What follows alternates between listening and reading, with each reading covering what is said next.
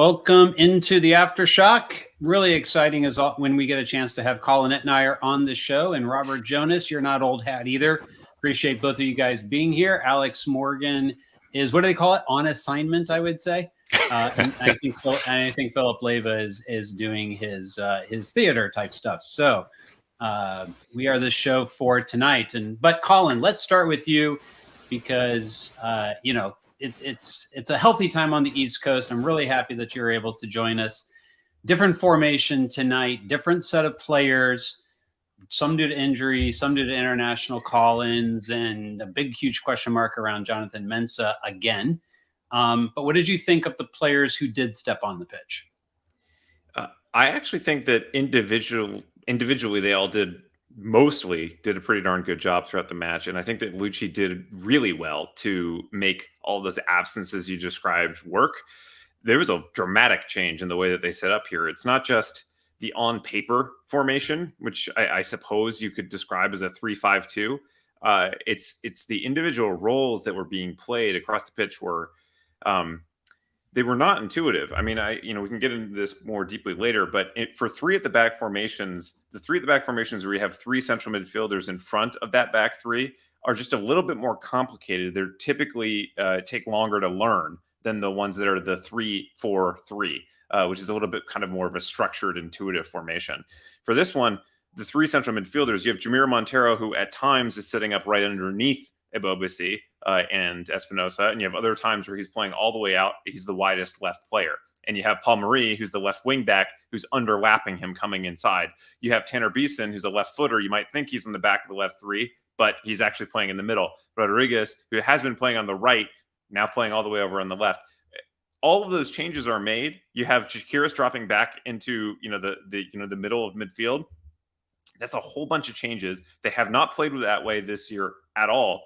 And yet it actually looked pretty intuitive. It seemed like that they managed to do pretty well with it. There was times, particularly early on, where the possession was very fluent.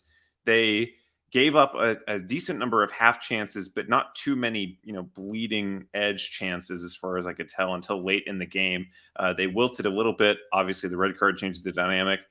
I don't know. I mean, this performance individually, totally fine by me, especially for an East Coast game. I think the problem comes in the fact that, they're clinging on for dear life in the playoffs here, haven't looked particularly good for, honestly, a couple months now. So they needed a bit more than a decent performance on the road, but in a vacuum, yeah, B+, solid. On mute. Sorry about that. I'm on mute. Robert Jonas, what say you? I think Colin hit it perfectly there in terms of, when you play on the road, you're looking to at least get the draw. When you play at home, you're supposed to get the win. Now, given that the Quakes dropped 5 out of 6 points in their last homestand, this was an opportunity with a week of training to potentially go into DC and find a way to come out with those 3 points. But that's never going to be an easy job, especially when you go all the way across the country. With a couple of the guys missing tonight and, the Quakes playing a little bit of a different formation, it was interesting to see how they sort of had that back line set up tonight. And playing against a player like Benteke, who we know, any of those large physical forwards can give the Earthquakes back line a lot of trouble.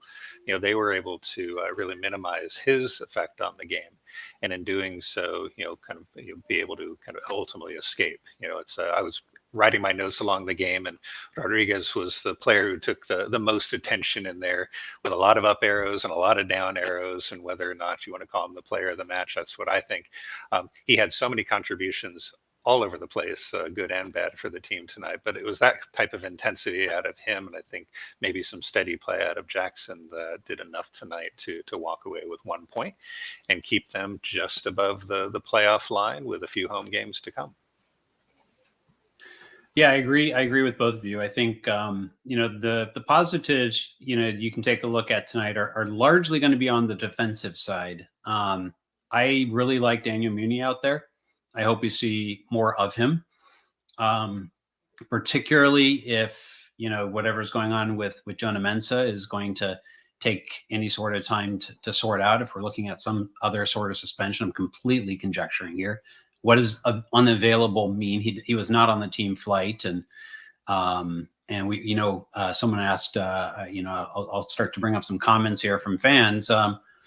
there's a question of, will we ask Luchi, please? And I think, like, yeah, if the opportunity is there to be able to ask a second question tonight, or maybe fit it in as a follow-up to a first question, I think certainly we would like to get an update as to what the situation with Jonah Mensah is. But that said, I thought they did okay with the back line that they have. Tanner Beeson took a red, and that's going to put some pressure on the next game if Mensah is not available. And looks like maybe Daniel Muni will continue to get some action. But given the international call-ups and everything, I felt like they did, pretty good playing out of the 3-5-2 in the first half, much better overall than the second half in terms of attacking opportunity.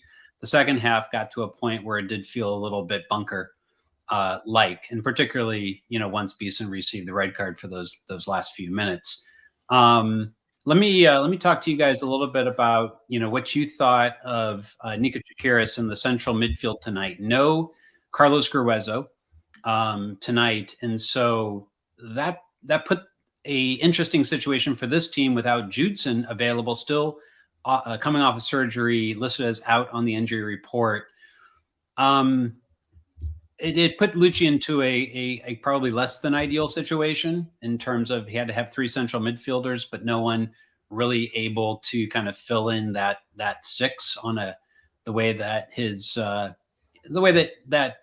style typically would want to have a six. The type of Carlos Gruezo or the type of a Judson, just doesn't exist beyond those two guys in this team right now.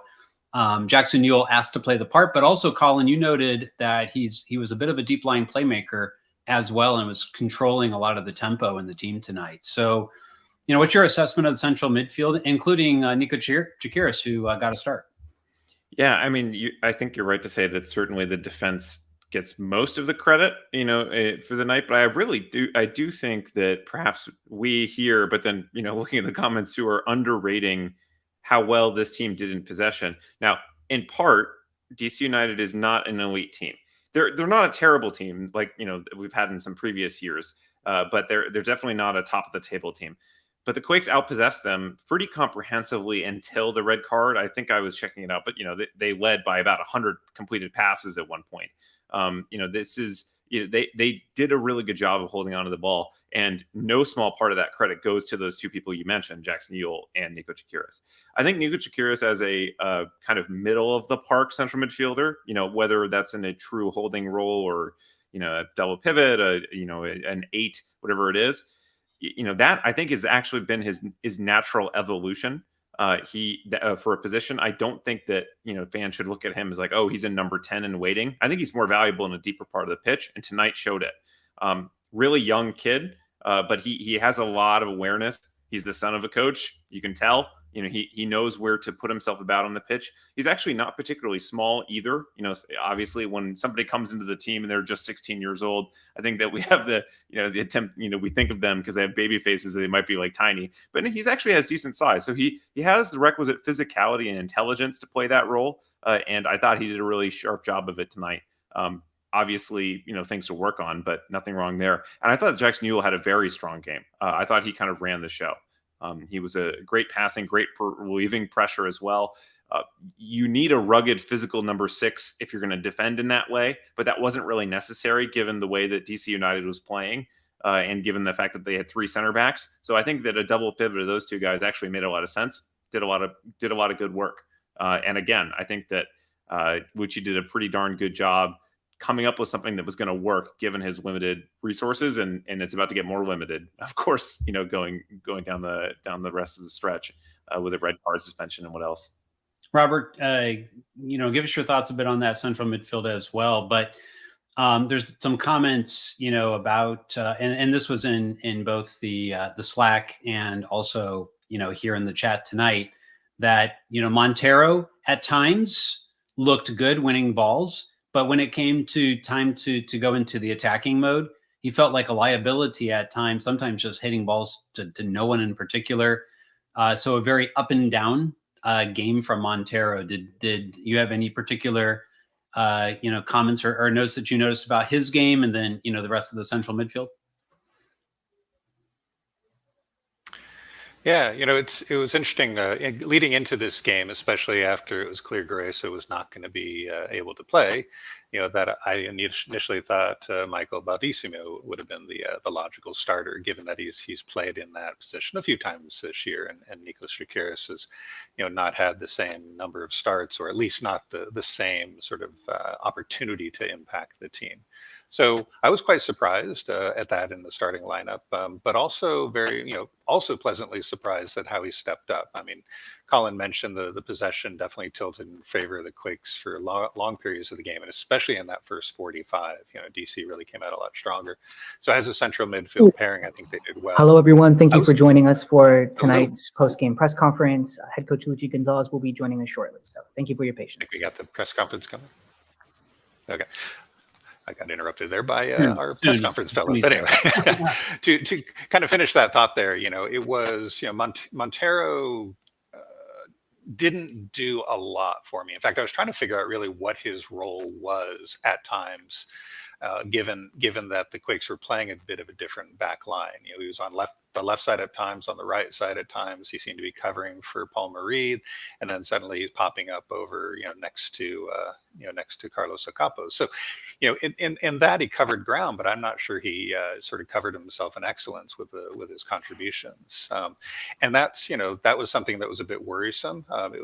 They needed that extra pass. They needed that extra, sort of commitment to connecting passes that you saw Espinosa. You saw, Bobasi, in my mind, doing a lot better tonight than I think he's had for a few games. But again, just not enough continuity if you're looking at Miro as an offensive player in his contributions tonight. So Colin, you were noting how the formation was kind of one of those unbalanced type formations tonight, and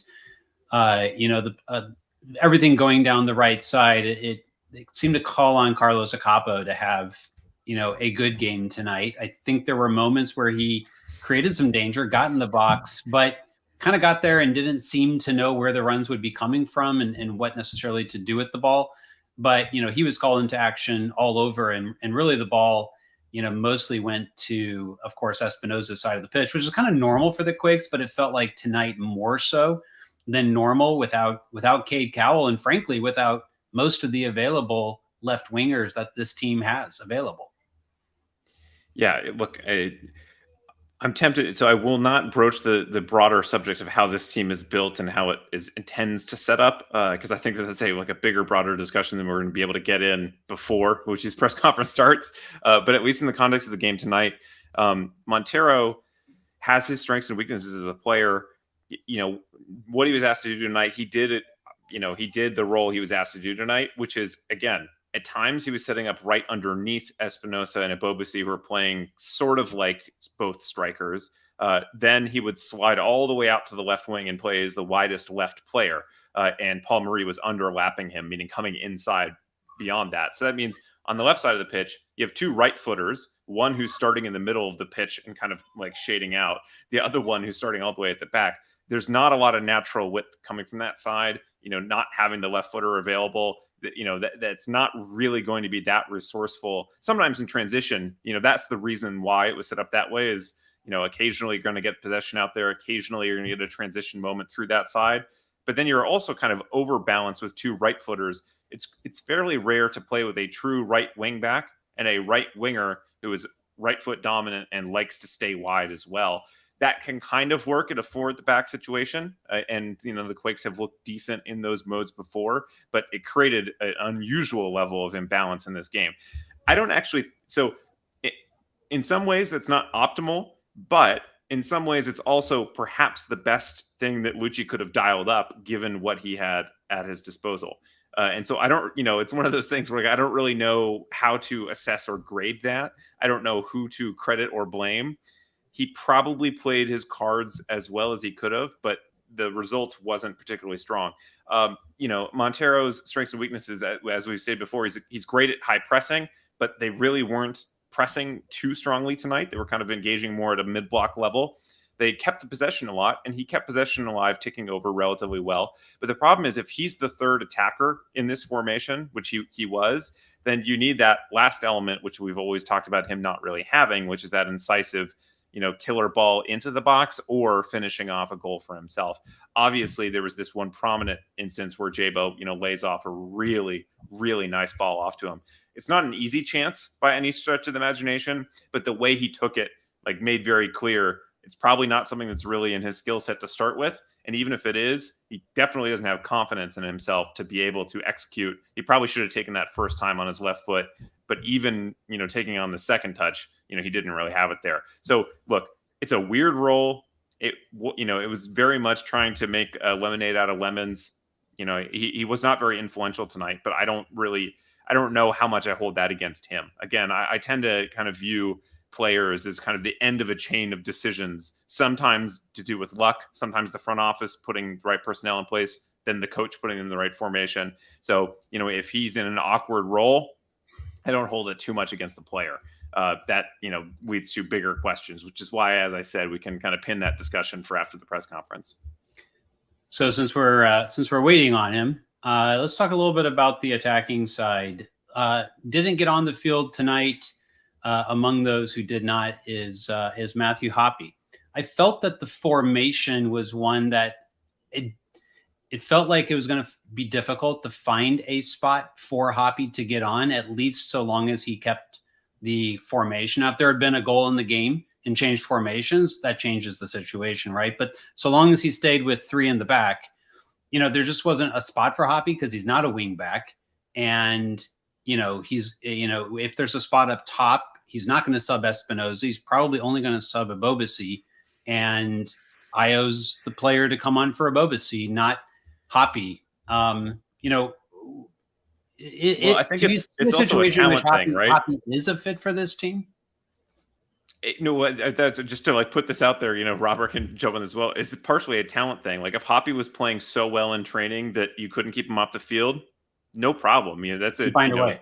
He'd find a way, absolutely. And I think that the natural one for this one is to make it a 3-4-3 and have Hoppe be that kind of inside left forward.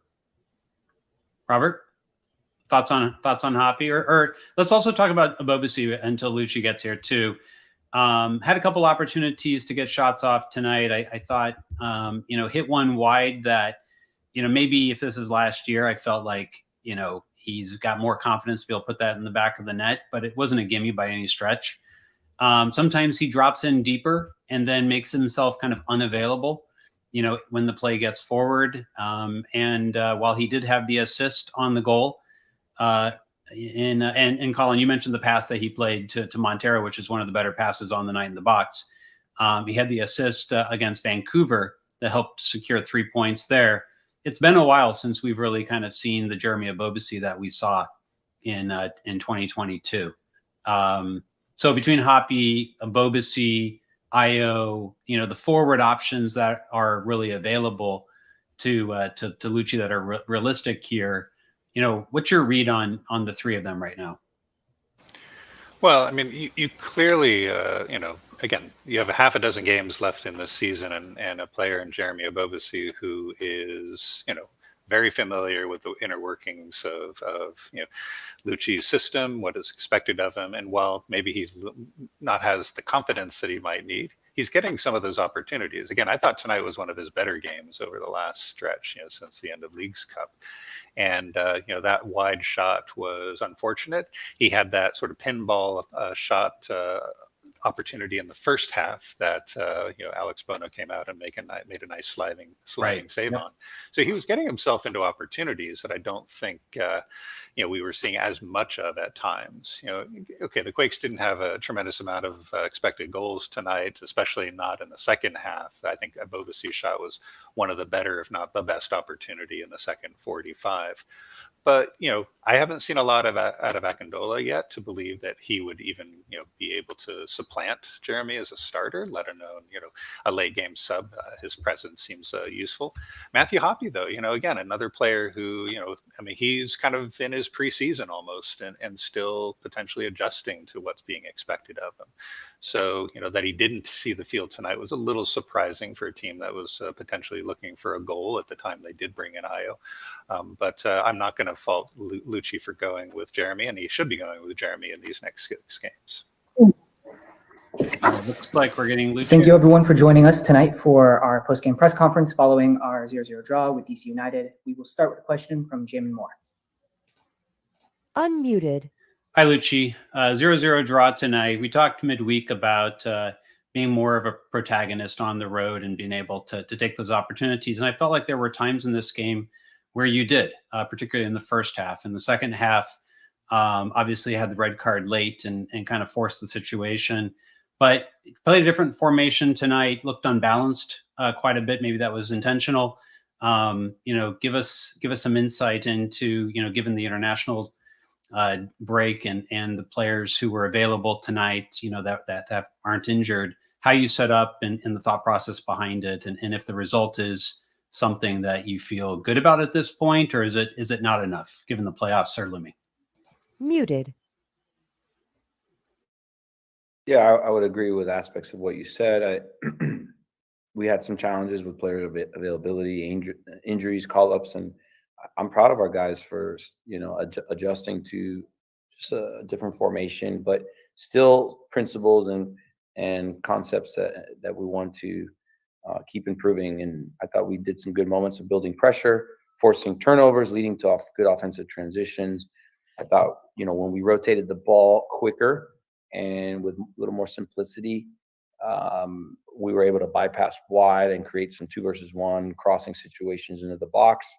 I thought if we can get some of those shots and redirections on frame, some of those crosses connecting with the runners, like we just got to keep working. If we, one of those could have gone in, I thought, whatever the XG was, but just one of, I thought we generated danger, but we got to keep improving, getting, being assassins, and efficient with those chances. But a credit to the guys, they put a great effort. I thought at any point we could have scored just as well as them during the run of play with, and then obviously getting the red card we had to absorb there at the end. And that's what the job needed to be done to get the point. Point is positive. We came here to get 3. That was our approach and our mentality. That's what we want. We know that'll guarantee us to be in a position in a postseason to compete, but the point is positive, and let's rest and regroup and be ready to fight for more here at home against Arsenal. Next, we'll go to Robert Jonas. Yeah, thank you. And Luchi, and a positive for me tonight too was seeing a bit of unfamiliarity in the starting lineup. We still really start this game pretty strong. Starting Nico Shakaris, giving Daniel Muni a start in defense. How did you see that, especially in that first half? How a somewhat unfamiliar lineup, unfamiliar formation, and the performance they put in. How did you view their performance tonight? Look, we did something pretty similar against LAFC recently away, and then at Seattle at home. We did something kind of similar. And Daniel has been working hard all season. It's not easy to just rotate center backs and just play a young center back in his first year anywhere in the world, because it's the position, like a goalkeeper and center backs. Those are the positions closest to your goal, and you need stability and security. And you can take more risk with rotations and giving opportunities in more of the high, mid and front line. But Muni was prepared. He was ready. He's a young, structured, disciplined, athletic player, great teammate, open to learning, and he got the job done. He had some really good moments, and he had moments that he's going to learn from. But I think the formation came from some ideas that we thought could allow us to manage Benteke and his effectiveness, and still attack with width, still attack with numbers in the box, still have numbers in the midfield, and that's what we try to find for this particular game. And I thought the guys were up for the job. Look, beginning of the game also, there were certain calls. I thought it was pretty inconsistent refereeing early in the first half, and look, credit to our guys to push through that frustration and still focus on getting the job done to earn a point.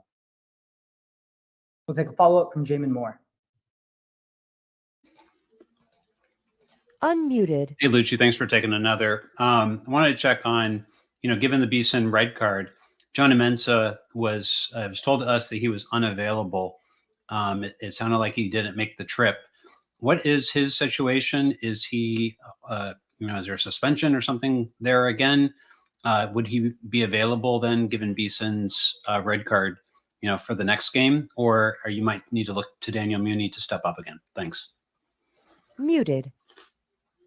Yeah, Jonas was not available this game. I don't know the status if he will be available the next one.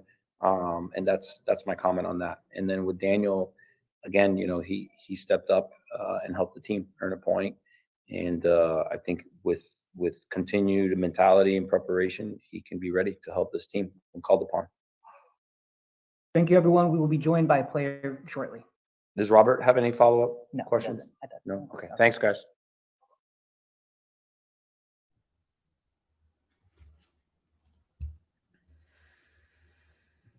Mute. All right, let me get off mute. And all right, so Robert, I'll go to you first. Talking a bit about some of the defensive performance, and some talk there about also Daniel Muni, and we heard a bit about Jonah Mensah.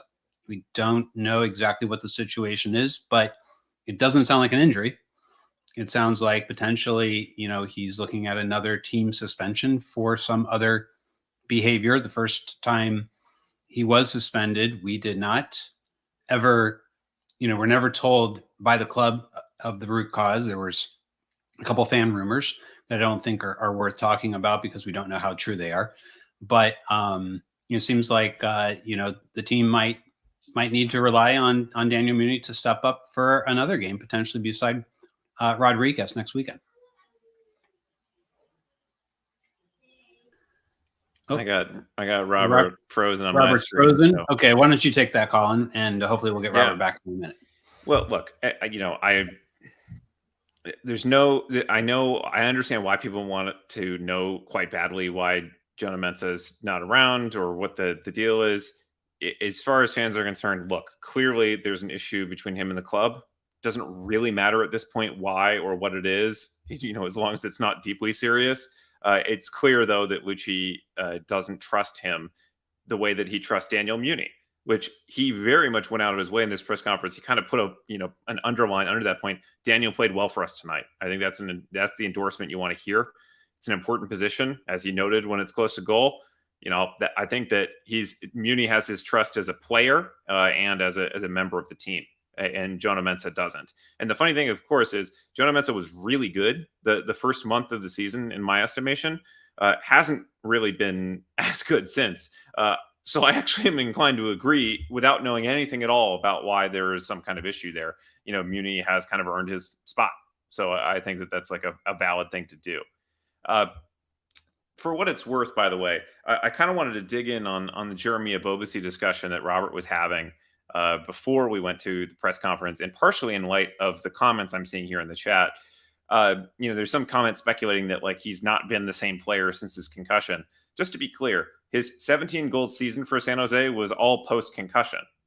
He has 8 this year, which is not a terrible return for a starting striker. This is, I don't think it is fair to kind of put that as a thing for him. I think that you're probably, misremembering the sequence of those events. But more importantly, Jeremy Ebobisse is, I think at this point, underappreciated by the club fans. And I think the reason why is that when you have a striker who has a 17-goal season, that's a really, really strong season in MLS. He's not a goal scorer first and foremost, though. He's not an only goals striker. It's the other things he contributes to the team that I think are really valuable. He's an incredibly intelligent player. He's strong. He wins a lot of aerial balls. He knows how to lay the ball off to his teammates, which we saw actually in this game with Jamiro Montero. He had a really excellent layoff to put him in position to score a goal. And more importantly, he just knows where to place himself on the pitch. And if anybody kind of wants to see what that looks like in contrast, watch the tape of Ayo Akinola after he came on the field versus what you see from Jeremy Ebobisse, and it is a clinic in the way that a forward is supposed to position himself versus not. So to be very specific, Ayo Akinola, he had that one ball that was kind of hit to him down the left flank. He was all the way wide left. As soon as he gave up the ball, he kind of jogged a little bit towards the middle of the field. He came and showed a little bit towards the left, nowhere near the middle of the box. The only person anywhere near zone 14 or the penalty box itself was Tommy Thompson, which is not ideal, means there's no service in. Ayo looked lost out there and wasn't working that hard when he did. Jeremy knows exactly where to put himself and works incredibly hard, has some technical ability to bring some other people into play, has some athletic ability to win balls. I think that he is a really impressive all-around game, and an 8-goal tally for the year is adequate, maybe a little bit below what you'd want. Jeremy Ebobisse is not the problem with this team. If Jamiro Montero's spot and the left wing spot were consistently productive, you would actually see much better results from Ebobisse, and no one would be complaining about him. They'd be saying, "Oh, he's the striker who helps all the guys around him kind of get into play." So I just think that is a misplaced criticism if we're focusing on Ebobisse's contributions rather than what you're getting from the left wing and what you're getting from Montero or whatever that role is that's immediately underneath him. And Jamon, you are on mute. Oh, sorry, Robert, if you want to add anything more on Ebobisse, or the question I had posed to you was just in terms of your question to Luchi and also what we heard about Jonah Mensah, which was in effect, no comment. Yeah, that was a little longer than a no comment, but yeah, no no indication one way or the other if we're going to see Jonah Mensah play for this team, let alone next week, but maybe at all at this point. Yeah, I mean, the fact that Daniel Muni got thrust into that position and did fairly well, I think he was susceptible to getting beat if he was a little too aggressive. Thank you everyone for joining. Today we have defender Daniel Muni, who made his first start for the San Jose Earthquakes here at our post-game press conference. We'll start with a question from Jamon Moore.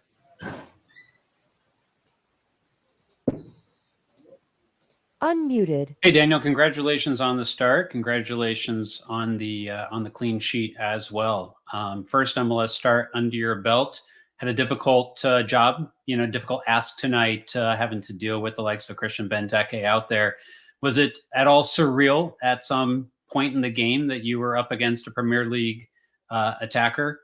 Or was it just, hey, he's the guy I got to shut down tonight, and it doesn't matter who he is?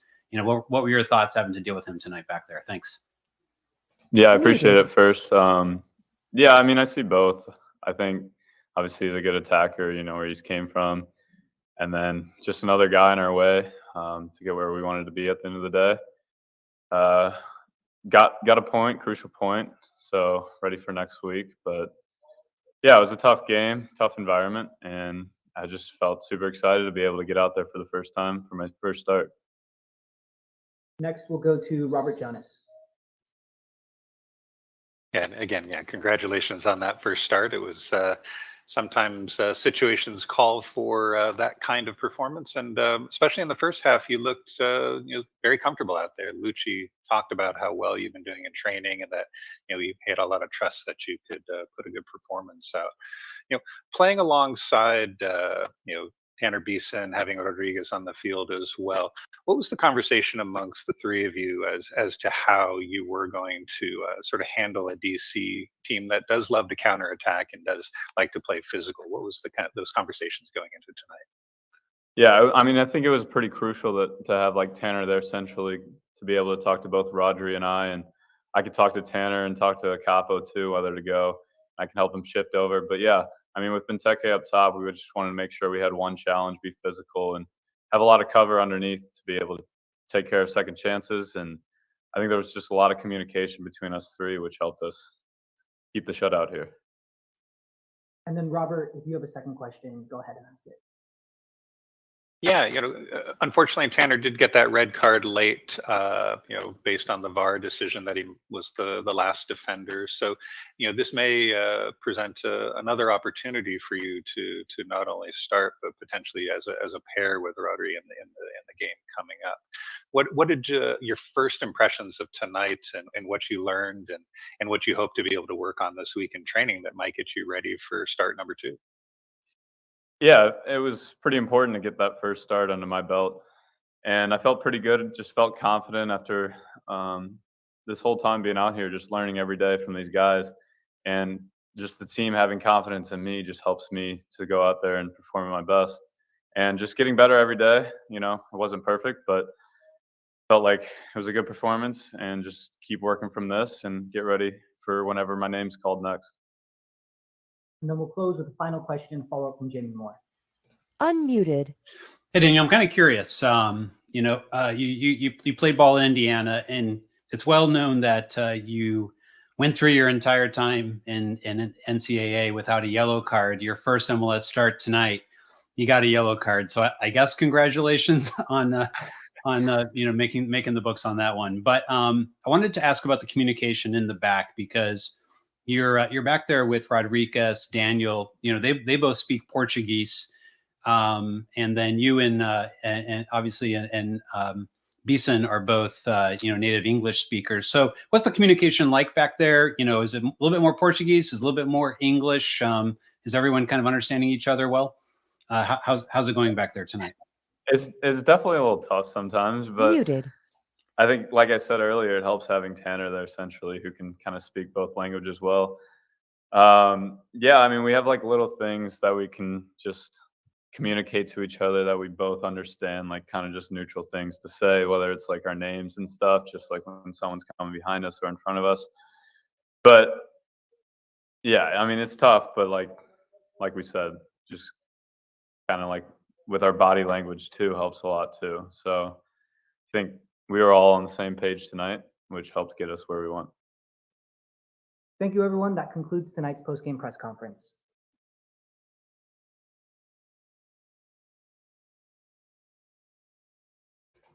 Okay, I'll take myself off mute this time. All right. Well, I kind of was hoping it would be Daniel, honestly, and good opportunity to talk to him. He did get that yellow tonight. Some people questioned whether that was a good yellow or not. I kind of liked it myself, but we've already talked a bit about his performance. I want to come back a little bit more. Lindsay Rajnij had asked a good question, and Colin wanted to come back to it before, which was, how does this team get better from here?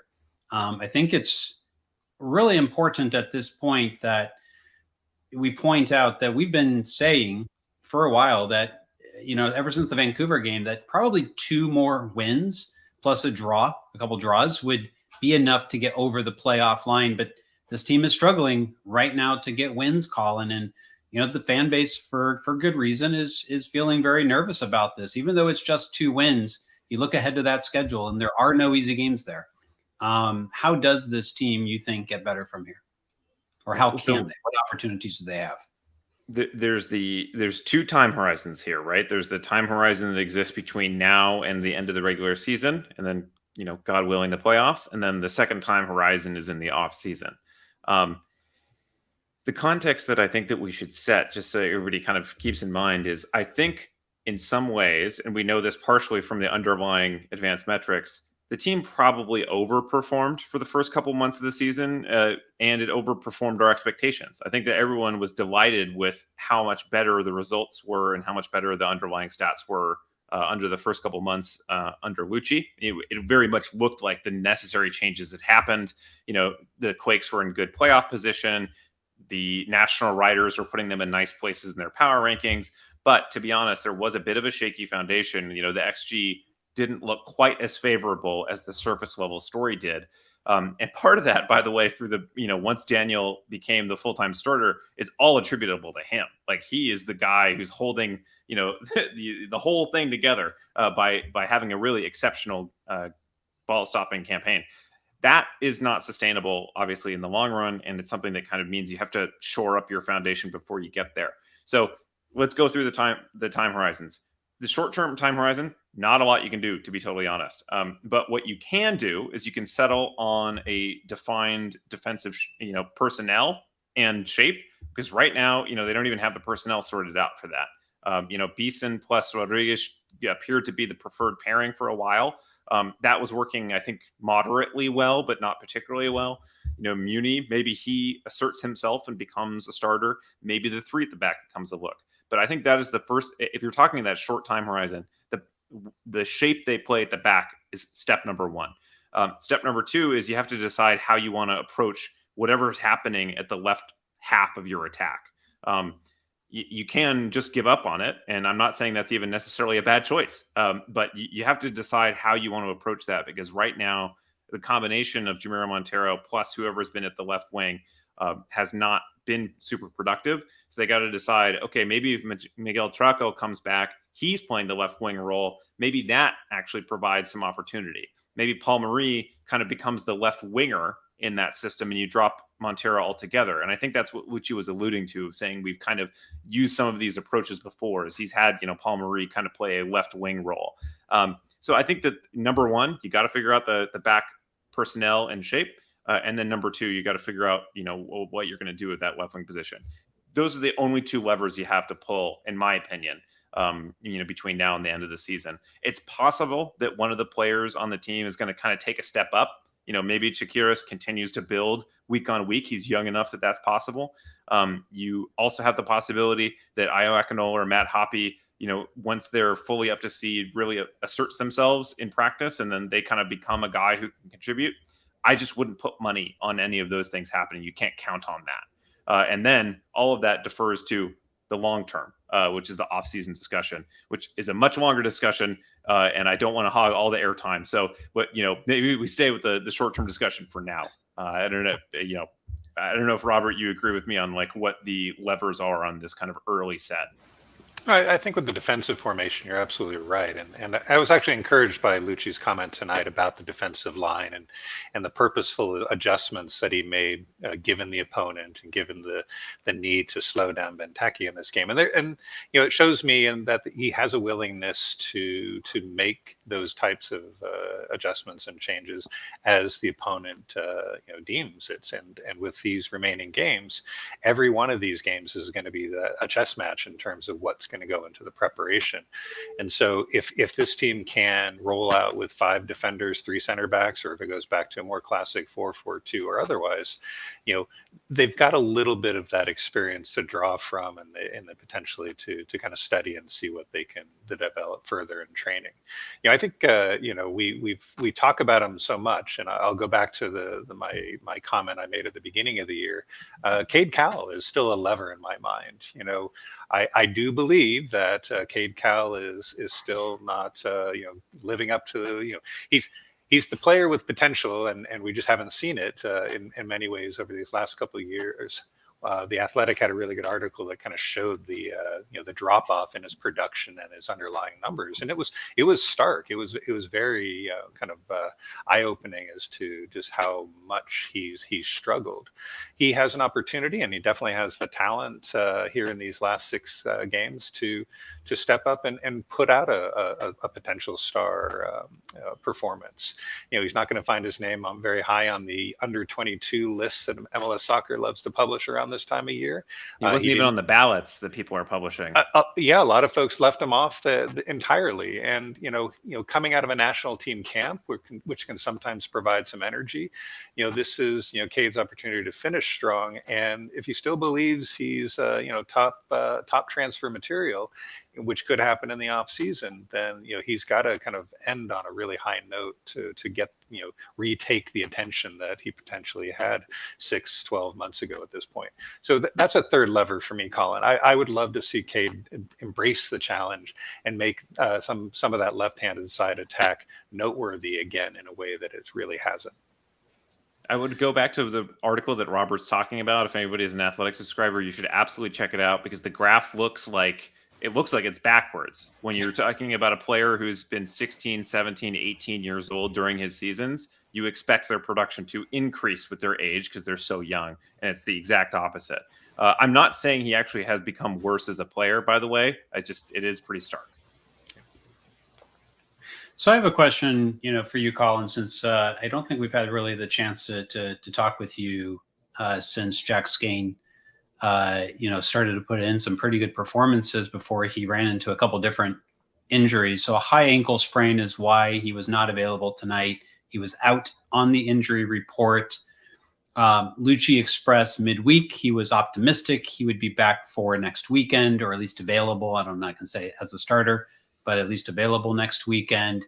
Sounds like a couple fans also had talked to him, and he gave them similar comments.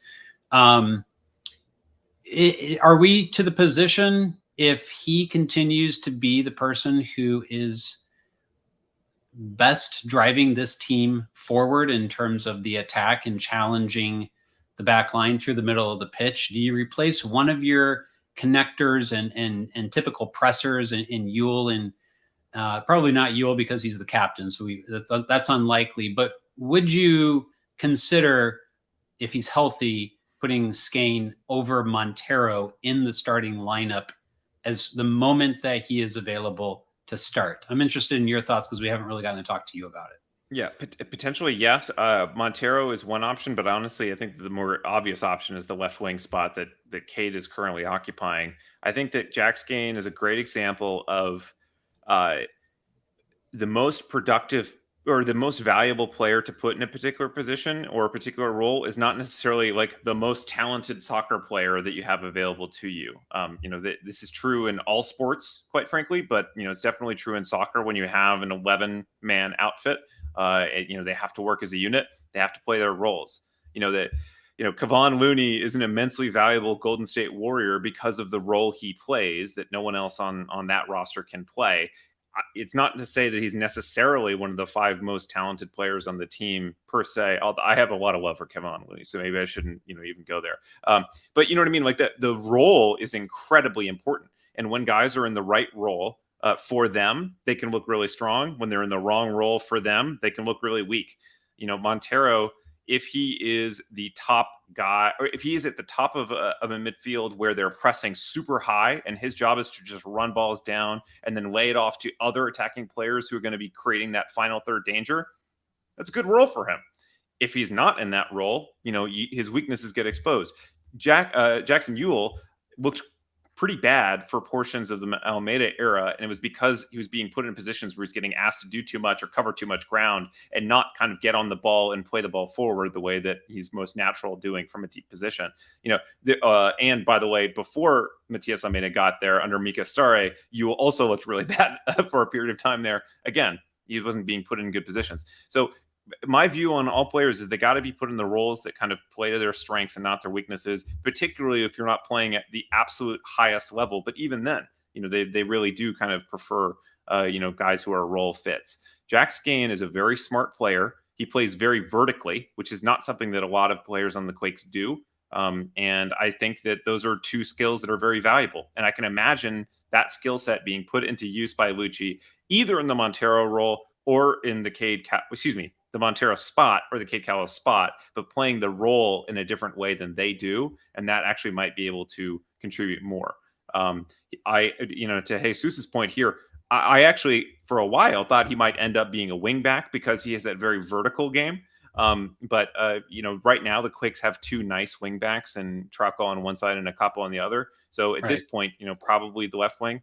I don't know. I mean, maybe Montero's role gets, taken by Nico Chakiris, and that's the midfield 3. Chakiris, Ewell, and Grueso, and then you have Skane as the left wing.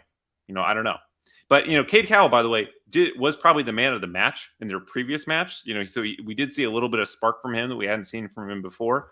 Right. And if they do commit to the 3 center back look, which they probably shouldn't, by the way, because they just literally don't have enough center backs to sustain that. Because right now they have 3. If Jonah Mensah is not in the picture, one of them is suspended. They had none on the bench tonight. I think Oscar Aguiran's on loan and they can't recall him because it's outside the transfer window. So they probably shouldn't do that. But if they were a 3-4-3, Cade is a very natural left winger in a 3-4-3. That's actually a shape of a role that fits him pretty well. But Skane, I think, is probably the best solution for a 4-3-3 left winger if Cade is not going to be pulling his weight. But of course, God willing, Cade is going to be kind of more like the guy we saw last game and less of the guy that we've seen kind of patchily through the last couple of years. Robert, I think we're getting to the part of the show where we want to begin, final thoughts here. Wait a second, David. We got to talk about the red card and the red card. My Good bad. Lord. Sorry.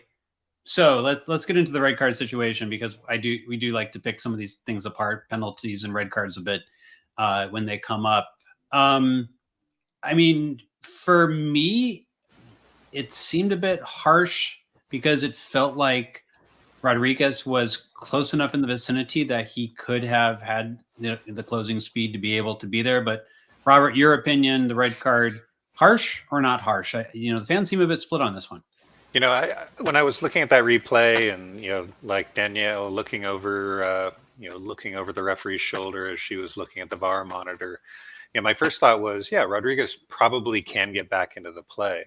But then you can also see Benteke's right there ready to make a run. And I know he's not fast, but he had an open field in front of them, and all it would have taken is a small touch to him, and maybe he's got a very clear goal scoring opportunity. Now, honestly, I'm not sure if Dogso allows for the secondary player to be the one who had the better opportunity, but it did feel like that could have played a role if that's allowed within the decision. If not, then I do think it was probably too close to call, and certainly in the realm of, if you're going to say a clear and obvious error, I'm not sure you could call it just a clear and obvious error with respect to where Rodriguez was. The Quakes, they lived by the VAR and died by the VAR in a sense tonight, and came out with a point. It hurts that they're going to lose Beeson for an entire game. That part is, I think, the most difficult part, especially with the schedule next week and the tough opponent they're going to deal with. That part I would feel kind of aggrieved by. But again, unless Benteke is part of that equation as to why that decision was made, it feels harsh. Colin? I think it's harsh. I think it was the wrong call. It was the incorrect call, and it's particularly incorrect that VAR would say, "Oh, clear and obvious error, please go overturn it." And by the way that VAR protocol works is if they send the referee to the monitor, they've already told the referee that they believe an error has been made. So Right. once you get to that point, it's almost the point of no return. Kind of almost put in their ear that you've already made a mistake. Absolutely. Go to the monitor and confirm that what we're seeing, right? So I think it was the incorrect call. I'd be very interested if we learned that there's some arcane details about the way that the law is written that makes this clearer than it appeared on the screen. Awesome. Because one of the things that was interesting to me is the only angle they showed Torrey Penso was the one from behind the goal, which is a very interesting, because obviously traditionally we all talk about this rule as if it's like the last defender. It's not, strictly speaking, the only part of the rule. You can have a denial of an obvious goal scoring opportunity where that isn't the case, and you can have that be the case where that is not a denial of a goal scoring opportunity. I'd just be interested, because it seemed to me Rodriguez was not only just level with the last attacker, he was actually on the same side of the field. He was actually kind of on the other side of the penalty spot, because you could see it from that angle. And so that to me was why it was a puzzling call. In the absence of some kind of arcane detail that we're not aware of, I think it's the wrong call to VAR overturn it. However, not completely wildly insane. Sometimes it was close enough to the realm of possibility of being a dog that sometimes those breaks go against you. So I'm not like fuming about it. I just think it was incorrect. What I should say though, so two things. One is, Tanner Beeson put himself in that position. He coughed up the possession, directly in there. It's all on him. I actually thought he was decent through most of this game, but that was a very bad moment. The second thing, though, is that Luchi doesn't frequently go after the referees, certainly not compared to Matias Almeida. But I think that what he said was interesting and probably accurate, which he said it was inconsistent, particularly early on. And I agree with him there. And I would just add one further thing. It was also very permissive. Pensa was letting things go that were so shocking to the players on the field that at one point both teams stopped playing because they were so certain that a call was incoming. So I think that she tightened her whistle a little bit and got more consistent as the time went on. So really shaky opening period, then it got better and more consistent. The Dogso is, in my opinion, the wrong call, but it's not insanely wrong. As that game unfolded in the beginning, I kept thinking, had these players not watched the Women's World Cup? Did they not know that Torrey Penso was going to swallow her whistle? Which she did repeatedly in that game. It seemed like the same performance she was giving down in Australia and New Zealand. But having said all that, it was sort of a case where players do expect calls, and I think that led to a little bit of the hotness as the play went on. It's not the referees that won or lost or resulted in a draw in this game. I do feel like, and I agree much with Luchi, that they should feel good to walk away with a point. They did enough to get the point, and they held on as they needed to hold on. Jamon, I know kind of segues into my last thoughts or final thoughts for tonight, but just kind of looking at this bigger picture, I'm still struck by something that I observed in the homestand, which is that I didn't necessarily feel the Quakes were the more hungry of the teams in those last two games at home. And the players even spoke about that. I think we had that in one of our post games, the one against the Galaxy. they need to get hungry, and they need to get hungry pretty fast here with 6 games remaining and a home game against Real Salt Lake, who themselves have been sort of struggling to integrate their new players with Chicho Arango and losing their playmaker and how they've adjusted. But that's a talented team that was really going to threaten potentially for the top top couple spots in the West. They want to keep that spot, and now the Quakes have a home game where it's a must, maybe not a must win, but it's going to be a must show up. It's got to be more than just next man up, and that's something that I will be very much looking for from the opening whistle next week. Take this point, celebrate that they have one more point above the line than they'd had going into the night, but they somehow got to get that hunger back in this game, especially this weekend. Colin, before you give your final thoughts, I think there's a question you are potentially the best to answer. Crystal asked, is it possible to be able to take a player from Quakes 2 like Casey Walls, who has an MLS contract already, and pull them up, given we're past the transfer window? Is there any restriction with players moving between Quakes and Quakes 2 at this point in the season? And then maybe proceed with your final thoughts after that.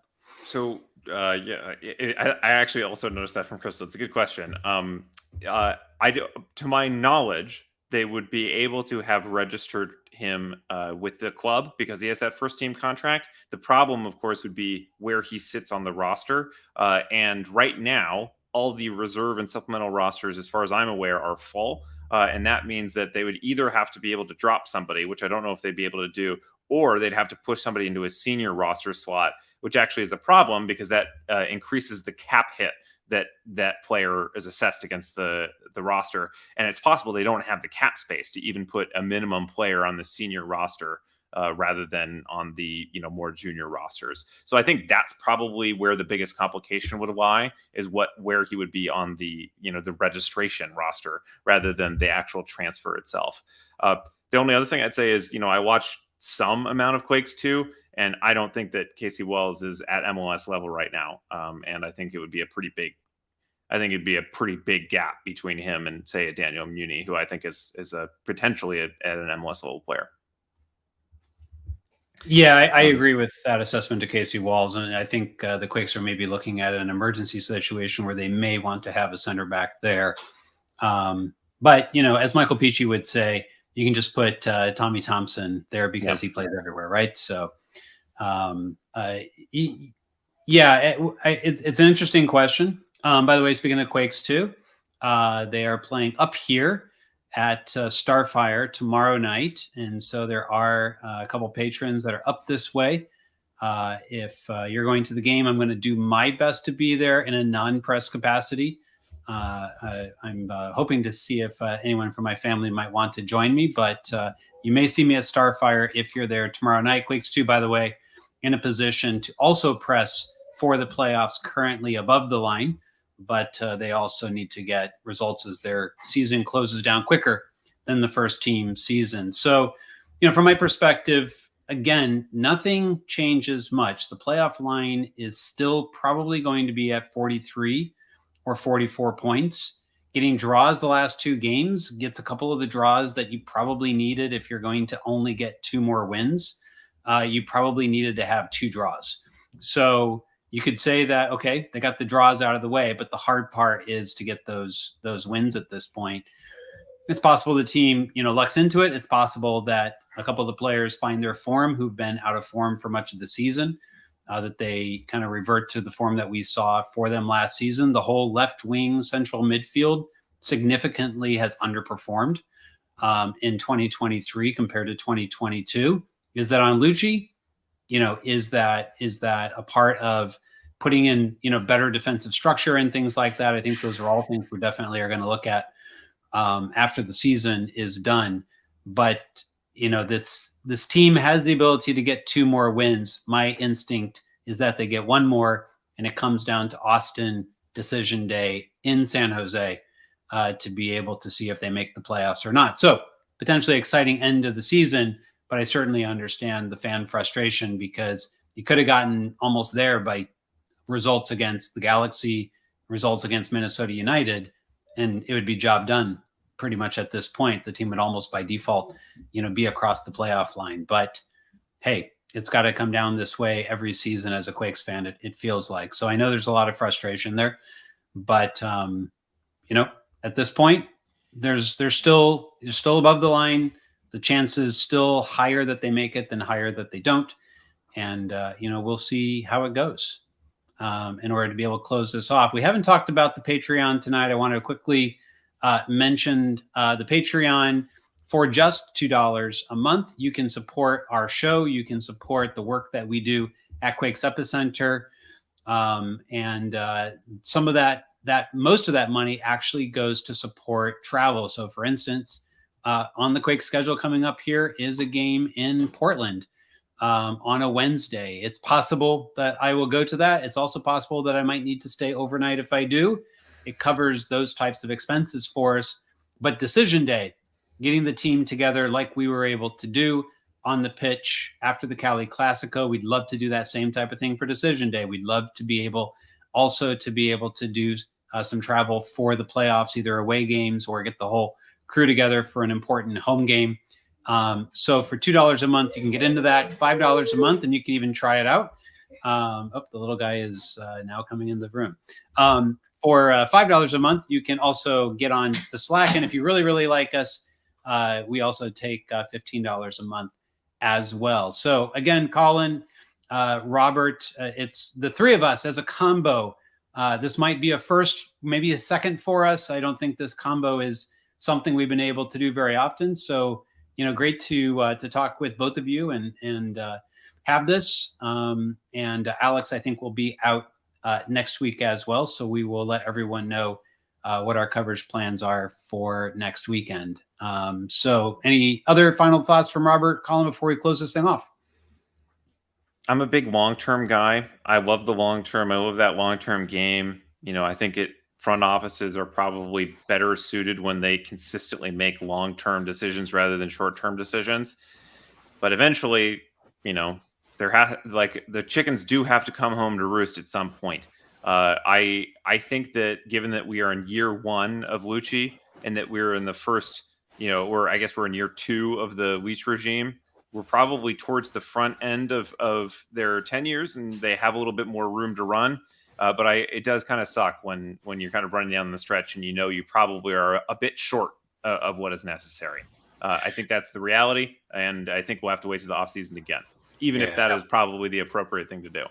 I mean, if the Quakes have one advantage in their schedule is, they have got Portland, Dallas, Minnesota, Austin. Those are all proverbial 6-pointers, and especially in the Texas teams, the very teams they might be fighting for to get that 8th or 9th spot in the playoffs. And in a year when most teams are making the playoffs, with the Quakes start, they need to show that they do have the energy, and like I mentioned, they need to show they can rise up to the challenge, be hungry enough to make a playoff after so many seasons where it felt hit or miss, and definitely a lot more miss than hit. All right, and Robert did report that Mikael Stare is now in Thailand. So, Robert, I think we need to start tracking the continents that he's been a coach on. Absolutely. Antarctica, not yet, but we might need to provide a report. I got to figure out if he's reunited with Anthony Anpai Patakuan, a Quakes legend from way back when. All right, that's our show for tonight. Thanks again to Colin and Robert for joining me. Fans, have a good evening, a nice earlier evening than you typically get for joining the Aftershock, but thanks for being with us tonight, and we will see you next week on the Aftershock. Take care.